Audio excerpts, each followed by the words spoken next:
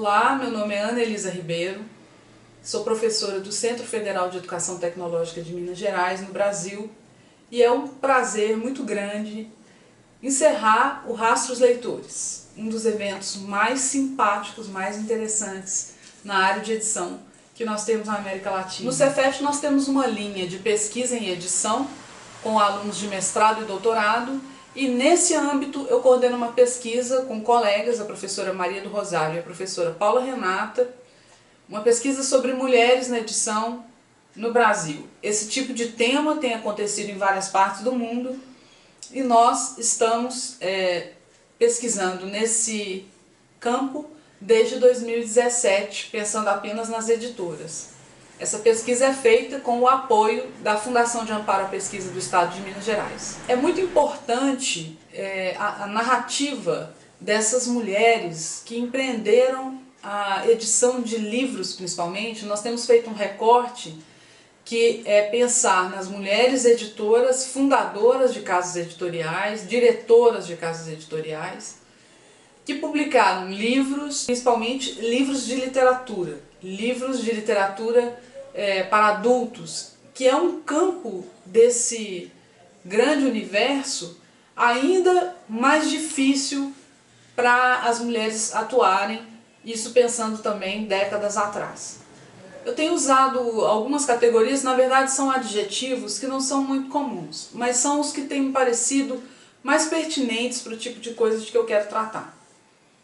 Tenho falado, é muito comum a gente ver nos estudos, por exemplo, das escritoras, das mulheres autoras de literatura, que vêm sendo estudadas há muitos anos no Brasil, a gente ouve falar no apagamento dessas mulheres. A professora Constância Lima Duarte, uma grande referência no Brasil, professora da Universidade Federal de Minas Gerais, ela tem trabalhado com a ideia de memoricídio, que é esse assassinato da memória, da narrativa histórica que exclui as mulheres desse campo. Eu tenho trabalhado com dois adjetivos que me ajudam muito. As mulheres inenarradas e as mulheres subnarradas. São adjetivos que não estão previstos aí nos dicionários, mas que são absolutamente possíveis do ponto de vista da formação das palavras em português. As mulheres inenarradas são essas que existiram, fizeram parte da nossa história editorial, compuseram catálogos relevantes, importantes em suas casas editoriais e não são narradas em lugar algum. Sua história não é contada dentro da nossa historiografia da edição. As mulheres subnarradas são essas em que a gente encontra por aí esparsamente alguma coisa sobre elas, mas ainda é subaproveitado. Essas mulheres são narradas muito pouco, às vezes somente mencionadas em obras que dizem respeito à nossa história editorial, história do livro, história da leitura, história dos escritores e das escritoras.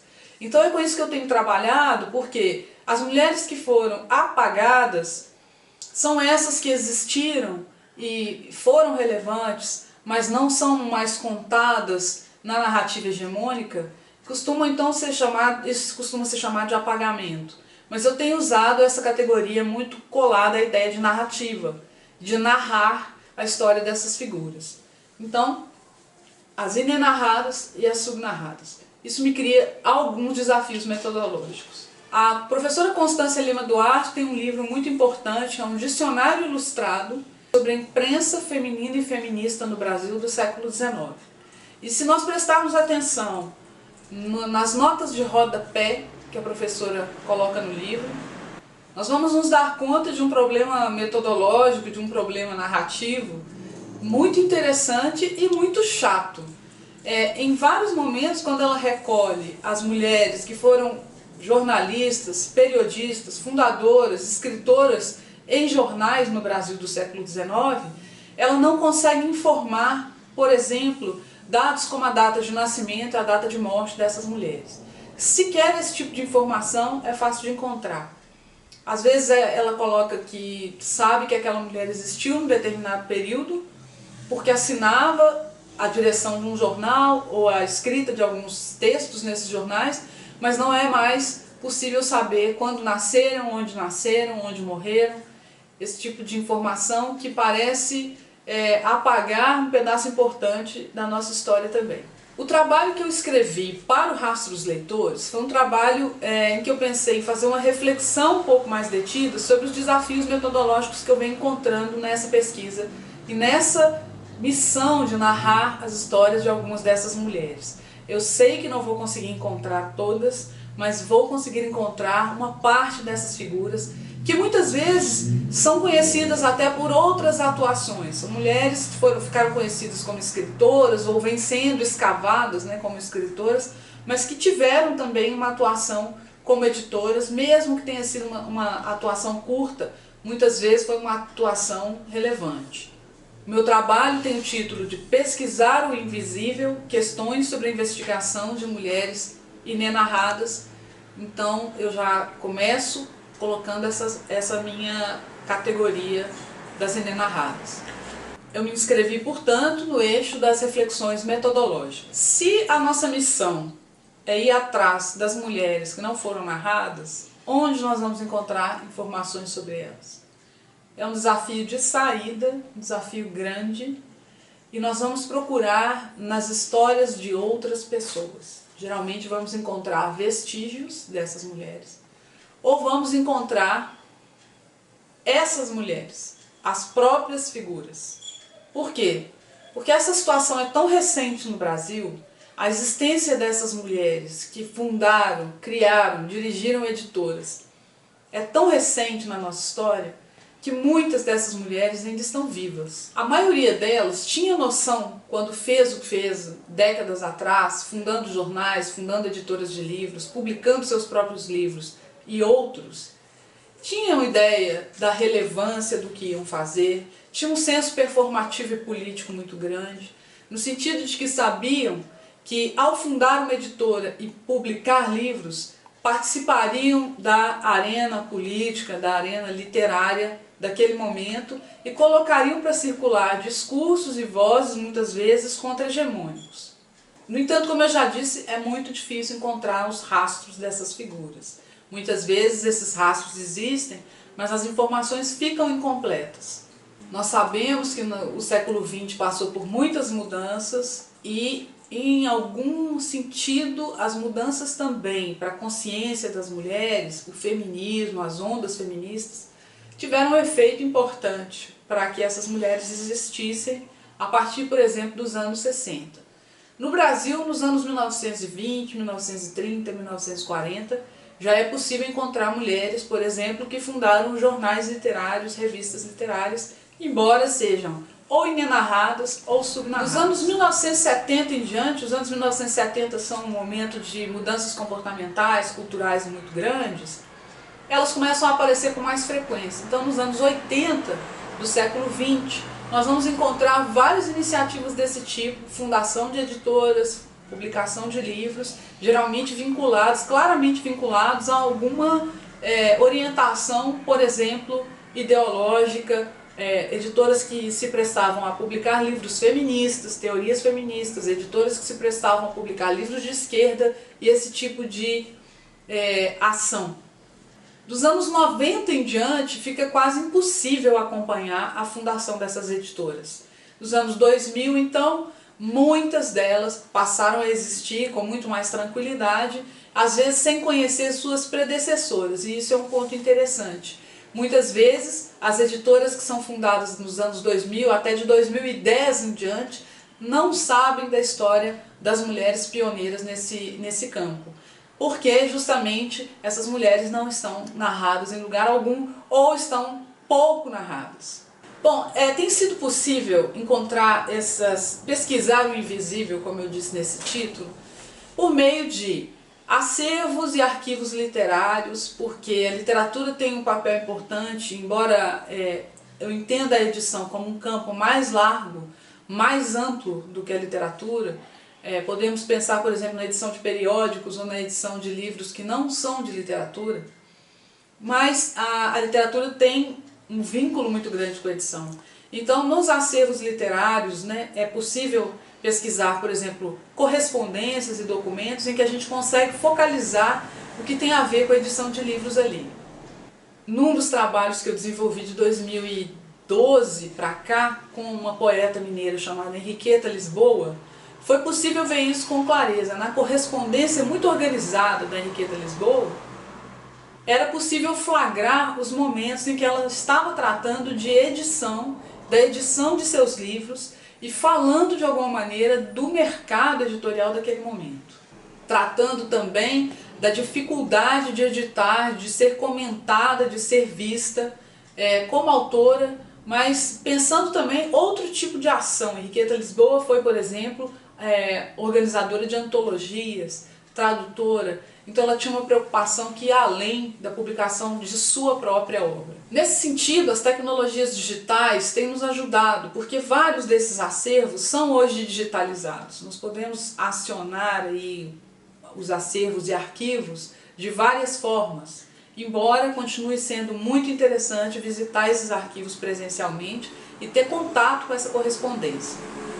No Brasil nós temos também, além dessa questão de um machismo estrutural que acaba por narrar de uma maneira parcial as histórias, e isso também se aplica à história editorial do país, nós temos a questão de uma concentração geoespacial, geopolítica, que nos atrapalha um pouco e faz com que muita coisa não seja vista quando está fora, por exemplo, da região sudeste. Tem sido importante traçar um mapa dessas mulheres em várias partes do país, e um elemento que parece também particularmente interessante é o fato de que muitas dessas mulheres operam justamente fora do sudeste ou fora das principais capitais, porque nas principais capitais, de fato, por onde circula o hegemônico, seria mais difícil fazer diferença.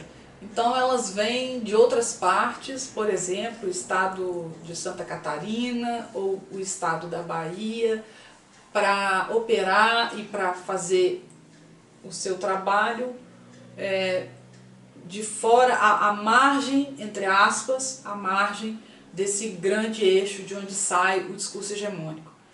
Elas conseguem ser muito relevantes, embora nem sempre sejam devidamente vistas e relatadas.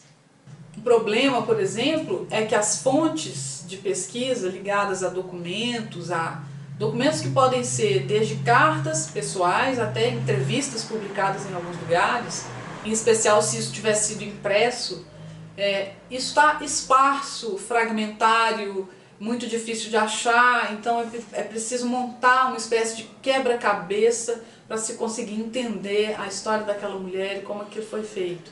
É comum a gente encontrar menções a determinadas mulheres que fizeram parte de determinadas iniciativas editoriais que são apenas citadas, como se fossem menos importantes do que os seus parceiros homens na mesma iniciativa. Então é mais comum que a história deles, como líderes daquela iniciativa, seja contada, enquanto elas são, e havia também a escritora tal ou a fulana que fez parte desse coletivo. Continua difícil saber suas datas de nascimento, seus locais de nascimento, parte de suas vidas fica escondida. Isso aconteceu muito recentemente num trabalho que eu publiquei sobre uma mulher, uma editora importante para a literatura e para o feminismo em Minas Gerais, que foi a Tânia Diniz, falecida recentemente. A Tânia Diniz, eu não consegui encontrar em fontes publicadas a data precisa de nascimento dela. Só soube essa data quando entrei em contato com a própria família. É uma mulher que viveu até agora. É interessante pensar nessas coisas, como a história de editora da Tânia Diniz ainda não se documentava com facilidade e continuava sendo necessário escavar esse tipo de informação. Bem, como eu disse, essas mulheres essa história é tão recente no país que uma parte dessas mulheres está viva.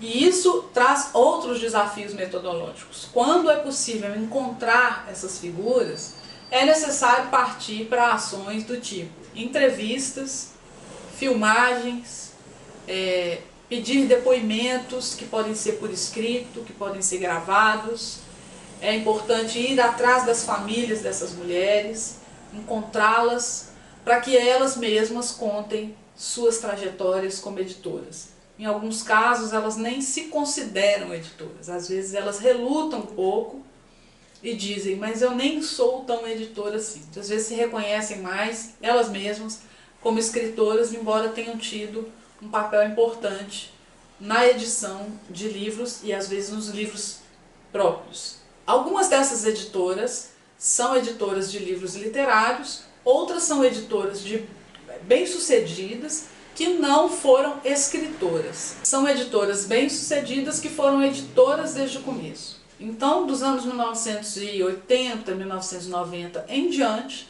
nós temos conseguido encontrar essas figuras literalmente para acessar suas histórias, o que vem sendo feito com base na história que elas oralizam, mas é claro que é importante comparar essa história que elas contam com a história sobre elas que outras pessoas contam ou que eventualmente estejam narradas em outras fontes.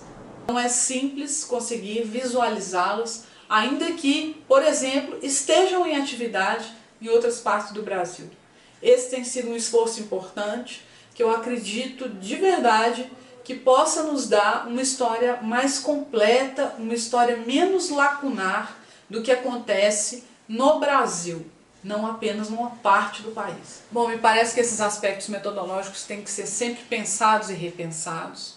As nossas questões operacionais precisam também de uma reflexão, e é o que eu venho tentando fazer, principalmente porque nesse campo, nessa área que eu venho estudando, não é simples encontrar as fontes, encontrar os nomes, saber das possíveis trajetórias dessas mulheres que fazem parte da nossa história do livro e da edição. Imagino que pesquisadores que têm os mesmos interesses que eu passem pelas mesmas dificuldades e também encontrem soluções parecidas que nós podemos inclusive compartilhar. Continuo firme na ideia de que precisamos tratar dessas mulheres subnarradas ou inenarradas, para reduzir esses prefixos que a gente facilmente encontra quando percebe que essas figuras estiveram lá e fizeram um trabalho poderoso e importante, a ponto de mudar a perspectiva de outras mulheres, mudar o discurso sobre um determinado assunto, como é o caso do feminismo no Brasil. É um prazer estar no Rastros Leitores, é uma honra trabalhar com as pessoas que fazem parte desse grupo. Eu desejo vida longa a esse evento e espero que possamos nos encontrar presencialmente no próximo e até breve. Muito obrigada.